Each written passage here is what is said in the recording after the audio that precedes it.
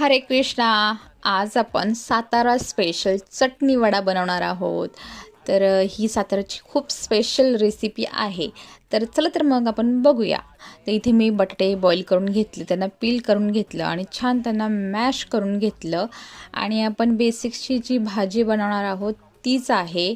तर इथे मी तेल घेतलं, जिरं, मोहरी, कढीपत्ता हे सगळं टाकून घेतलं आणि मी हिरवे मिरचीचा ठेचा बनवलेला अद्रकवाला तो मी टाकून घेतला.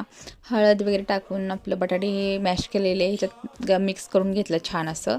आणि चवीपुरतं मीठ आणि गरम मसाला टाकून घेऊन आपली भाजी तयार झाली.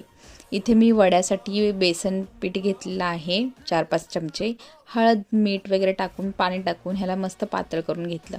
तर इथे मी चटणी बनवणार आहे. त्यासाठी मी इथे हिरवी मिरची, कोथिंबीर, पुदिना, ओला नारळ, डाळ, साखर, जिरे, मीठ हे सगळं टाकून घेऊन आपली चटणी तयार झालेली आहे. ही तिखट नसते, गोड अशी मस्त छान अशी चटणी बनते.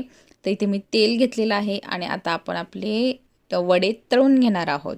तर इथे मस्त उखळत्या तेलामध्ये आपण छान असे वडे तळून घेतलेले आहेत आणि हे गरमागरम चटणीसोबत छान असं सर्व करा आणि एन्जॉय करा ही रेसिपी. आणि तुम्ही ही रेसिपी नक्की ट्राय करा. तिथे मी चटणी घेऊन आणि मस्त वडा हे दोन्हींचं असं छान असं कॉम्बिनेशन करून ही रेसिपी खाऊ शकता तुम्ही.